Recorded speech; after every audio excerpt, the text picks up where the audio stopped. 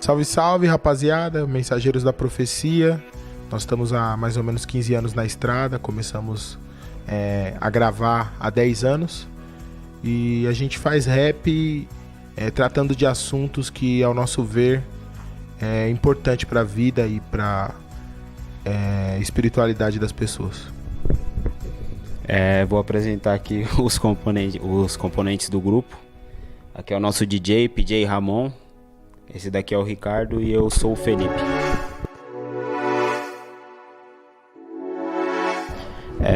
Em relação ao nome Mensageiros da Profecia, quando a gente foi introduzido no rap, a gente sempre foi fissurado por esse lance de final dos tempos e tal, pelo lance do Apocalipse. E o primeiro grupo que a gente teve foi o Amargedon, porém já existia um grupo com esse nome. E aí, procurando um nome que tivesse a ver com o Apocalipse e tal, que era algo que a gente gostava muito, a gente tava entre Cavaleiros da Profecia ou Mensageiros da Profecia. E aí fizemos uma votação aqui entre a gente. Aí deu...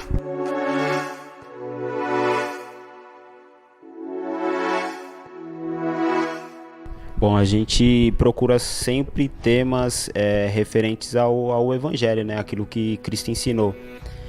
Muitas coisas que a gente escreve são vivência nossa mesmo, histórias que a gente viveu, histórias que a gente observou de perto, histórias interessantes que a gente acha na Bíblia. Enfim, é sempre uma experiência particular nossa que também acaba sendo experiência de outras pessoas, né? Com o tempo, né, a gente percebeu que o nome Mensageiros da Profecia tinha um outro significado, não só o significado escatológico de fim dos tempos. A gente descobriu, através da Bíblia, que a maior profecia da Bíblia é Jesus. Ele é anunciado no Velho Testamento inteiro até que ele vem. E depois toda a profecia que está por vir gira em torno dele. Então a gente concluiu que a profecia é Jesus. Quando a gente fala que a gente é mensageiro da profecia, a gente está falando que a gente é mensageiro de Jesus, do Evangelho. Tá ligado? Uma das músicas que resume nosso pensamento em relação a isso é a música Deixa Eu Entrar. Porque essa música, ela é como se fosse um resumo do que está nos Evangelhos em termos de ensinamento de Jesus. Então a pergunta que a gente fez na época para escrever a música Deixa Eu Entrar é falar: o que Jesus diria para a igreja de hoje? E aí a gente pegou, e basicamente a gente pegou os versículos e rimamos. Então o narrador da música é o próprio Jesus.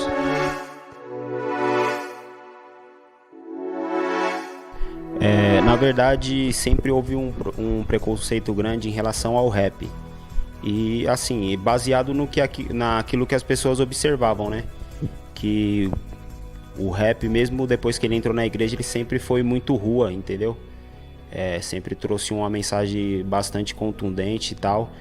E quanto a nós, assim, não teve tanta rejeição, porque assim, apesar de causar um choque no momento que a gente entra nas igrejas, mas ali nas primeiras frases, nas primeiras rimas, a gente já acaba quebrando esse preconceito e as pessoas veem que traz uma mensagem, como que eu posso dizer? Do Evangelho mesmo, uma mensagem transformadora. O louco da gente é o seguinte, que a figura da gente, ela pode até espantar a pessoa que é tradicional, mas basta dar um segundinho de atenção pra gente, pra pessoa perceber que a questão estética é apenas a nossa cultura, porque eu fui criado na zona sul de São Paulo ouvindo rap, e o Felipe também. Então essa é a nossa forma de viver culturalmente, mas a essência que está em nós, ela é bem maior do que isso. Mas nem por isso eu vou mudar a minha estética, né? Porque a estética é irrelevante mesmo e acaba virando ferramenta de evangelismo, porque as pessoas tendem a dar ouvido para quem elas são mais parecidas. Inclusive, esse é o motivo do preconceito. Quando a gente entra numa igreja, a gente não é tão parecido com as pessoas que estão lá dentro. Mas basta dar, como eu disse, um segundinho de atenção pra gente, pra o preconceito cair por terra. Vocês têm alguma diferença? Qual é uma diferença de vocês? Ou fora? Assim, como ele falou, a gente se converteu através de um projeto que eles tinham na praça, que eles levavam um pessoal para dançar lá, para dançar break. E quando a gente entrou na igreja, a gente escutava muito Provérbio X, DJ Alpiste, Ex Barão, Professor Pablo, Lito Atalaia, Pregador Lu, e foi muito importante para nossa conversão e também para nossa formação, né? Porque eram caras ali que estavam na linha de frente do movimento do qual a gente passou a ser parte, né? Uma coisa muito importante assim que nos ajudou a entender qual era a função do rap em Cristo foi uma música que o pregador, que é o nome dele mudou, né? Tati. O nome dele é Tati. Ele cantou com Realidade Cruel. O Fim do Arco-Íris é o nome da música. E era uma participação de um rapper cristão com a música de um grupo secular, que era o Realidade Cruel. E lá na participação dele, ele fez uma levada de rap cheia de referências bíblicas e mesmo assim não soava para quem era não cristão algo religioso. E também para quem fosse cristão soava como evangelho, tá ligado? Sendo pregado para as pessoas. E naquela participação, ele ensinou muita coisa pra gente. Mas as nossas referências musicais, elas estão mais ligadas à nossa infância. Então, assim, nos grupos de rap que a gente ouvia quando a gente era mais novo, tipo Racionais, SP Funk é um grupo que nos influenciou muito, inclusive na forma de escrita, e também influências fora do rap. É que, assim, em relação ao rap, mesmo o rap secular, ele sempre teve esse papel de resgate, entendeu? Sempre teve o papel de passar uma mensagem, de trazer um conteúdo, de resgatar os moleques. Então não existe muita diferença entre o rap secular e o rap gospel. O objetivo sempre foi o mesmo. Sempre foi resgatar vidas e mostrar uma solução para diversos problemas aí que a gente vive no dia a dia. A diferença do rap quando ele é feito por um cristão é que, além de observar a questão social, de resgatar a pessoa do crime ou trazer uma cultura para alguém, a gente vai um pouco além e tenta trazer um alimento para a alma da pessoa, tá ligado? Então é uma diferença fundamental. Porém, a gente tem que agradecer muito ao chamado rap secular, porque sempre o rap gospel foi bem aceito, não é como nos outros estilos. Então você pega aí vídeo do Pregador Lu, do Apocalipse 16, no palco junto com os caras do Racionais e sendo bem aceito. Isso daí, para alguns pode gerar um choque. Falar um crente no meio dos caras, tá ligado? Para alguns pode gerar um choque, tipo os crentes no meio dos caras, mas para nós que estamos ligados diretamente ao evangelismo, a gente sabe que só dá para ser luz se você tiver em meio às trevas. Não dá pra você ser luz onde há luz, tá ligado? E assim, pela caminhada de Jesus, a gente vê essa postura de Jesus. Ele no meio do pessoal ali e tal, mas sendo luz. E acredito que o objetivo nosso tem que ser esse. Onde quer que você esteja, você ser luz. Você fazer a diferença. Há 2000 e poucos anos atrás, se você quisesse encontrar Jesus, você não ia entrar no templo de Jerusalém pra você encontrá-lo. Você ia ter que ir para as ruas, você ia ter que estar perto ali dos publicanos, dos pecadores. É lá que ele ia estar, com certeza. Qual foi o trabalho de vocês? São dois CDs, dois músicos que lançaram juntos. Como é que é o processo de criação das músicas? Vocês compõem, vocês buscam inspiração de onde? Então, cada música nossa é baseada numa história real. O nosso segundo trabalho, ele mostrou muito isso. Tem a história do pai do Ricardo, tem a história do meu pai, tem a história do primo do Ricardo, que era jogador de futebol e tal. Então a nossa inspiração, na verdade, é essa vivência que a gente tem.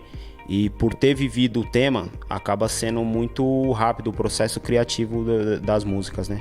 A gente acaba desenrolando bem rápido, porque a gente já viveu aquilo, entendeu?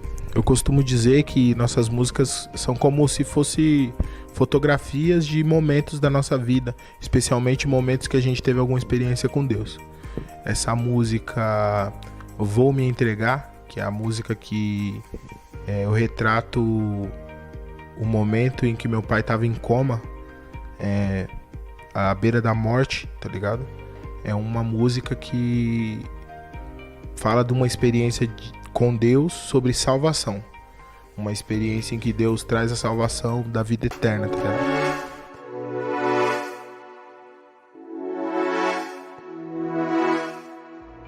A projeção das redes sociais, a gente tá vivendo uma era que, assim, tudo gira em torno da internet hoje em dia. As pessoas, quando vão consumir qualquer tipo de mídia, vídeo, áudio, é internet. E eu enxergo que a internet é só uma documentação, digamos assim, digital do que acontece na vida real, né? Então, assim, antigamente eu ouvia uma música que eu gostava, eu ia lá e levava o disco na casa da pessoa, a fita, o CD, e a pessoa ouvia e isso não tinha registro. Hoje em dia se tem registro dessas coisas. Então, quando eu compartilho uma música, vai ficar ali, enquanto ninguém apagar, todo mundo vai saber. E dá pra contar em números. Então, ver a projeção na internet do Mensageiros, pra mim, é uma resposta de que as pessoas, além de gostar, elas têm compartilhado nossa mensagem por se identificar. O importante a se ressaltar é que agora que a gente tem a internet e tal, as informações elas passam adiante muito rápido. Então ficou bem mais fácil você evangelizar. Basta você produzir um conteúdo de qualidade. Quando eu falo de qualidade é em todos os sentidos, né? Que isso daí vai girar o mundo inteiro. Tem pessoas de Moçambique que nos procuram e tal, e querem gravar as nossas músicas no idioma deles, que é o francês e o crioulo e tal. E isso aí é muito interessante, porque o evangelho tem sido pregado de maneira bem rápida.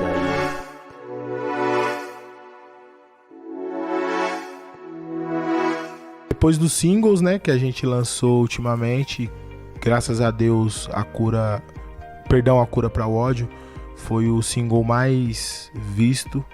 Em menos de um ano já tinha 2 milhões de views, sem tocar em rádio, sem tocar em televisão. E nós pensamos em fazer uma música que retratasse os nossos últimos meses, tá ligado? Que refletisse a superação que a gente tem vivido, de cada dia mais tentar vencer um leão por dia. Então é uma música sobre superação que a gente vai lançar no dia 17 de agosto agora, chamada Feche os Olhos para Enxergar. É a nova música aí do Mensageiros. E assim, é interessante ressaltar que essa música aí, ela tem exatamente... ela explica exatamente qual que foi a nossa caminhada, né? Porque a gente sempre, sem muito recurso para investir, a gente sempre procurou aprender algumas coisas para levar o nosso trabalho adiante. Tipo, clipe, a gente mesmo que produz, nós mesmos que produzimos nossos clipes. Produção de beat, Ricardo produz. Então sempre foi assim, a gente aprendendo a fazer. PJ também produz alguns beats e tal, e sempre foi assim, a gente aprendendo a fazer para se superar, para conseguir jogar na rua para as pessoas escutarem e serem impactadas. Resumindo, a gente sempre, quando se deparava com uma porta fechada, a gente ia lá, arranjava um jeito, pegava uma micha com Deus e abrir a porta, tá ligado? Tem até uma frase de uma música nossa que é isso daí. Você fechou as portas pra nós, mas só que Deus tem a micha.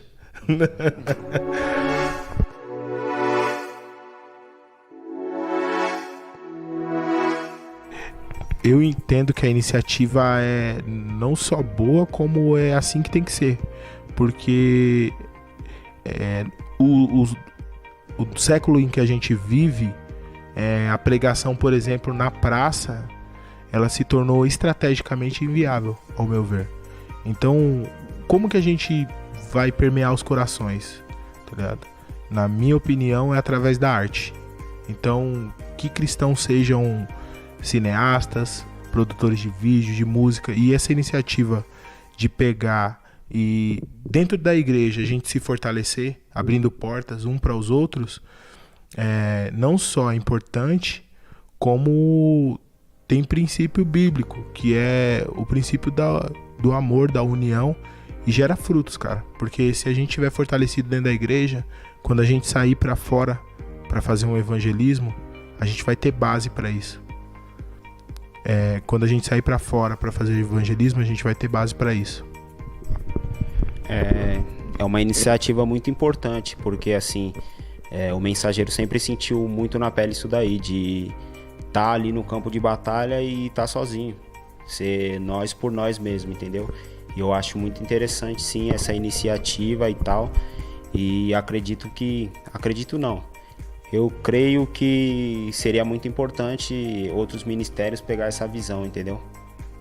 Porque o músico, o artista em si, ele se sente muito sozinho em relação a isso, em relação em estar ali na linha de frente, levando o evangelho, mas não se sente tendo um suporte, né, para continuar a caminhada.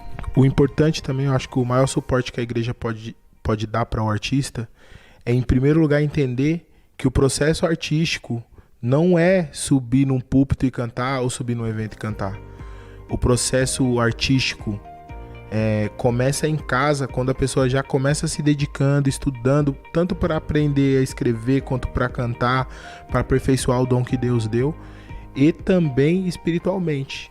Então a igreja às vezes se preocupa muito com a questão espiritual, cobre os artistas de oração, mas esquecem que o artista gasta tempo, gasta dinheiro, gasta vida fazendo a parada.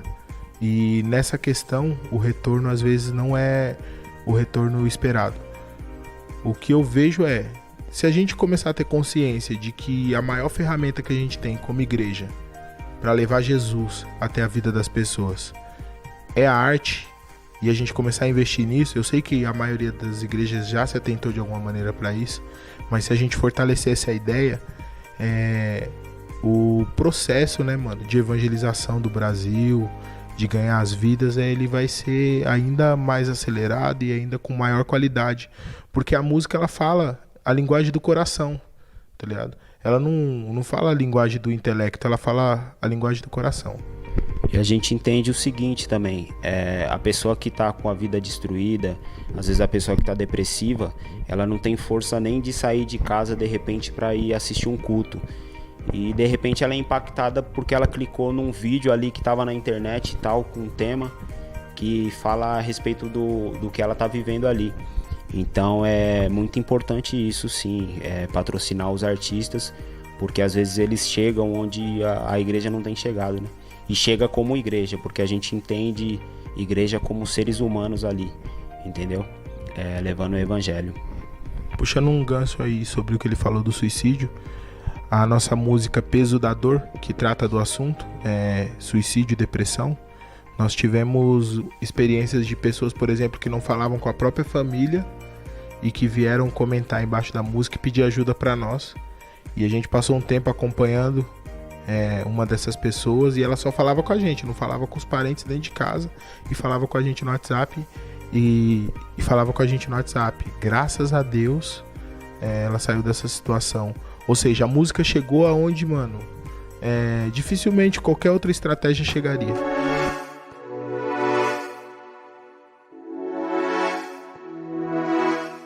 Instagram do Mensageiros, @Mensageiros da Profecia.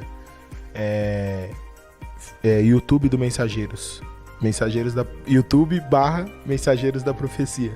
O mais complicado é o Facebook, que é Facebook /Mensageiros da Profecia Oficial.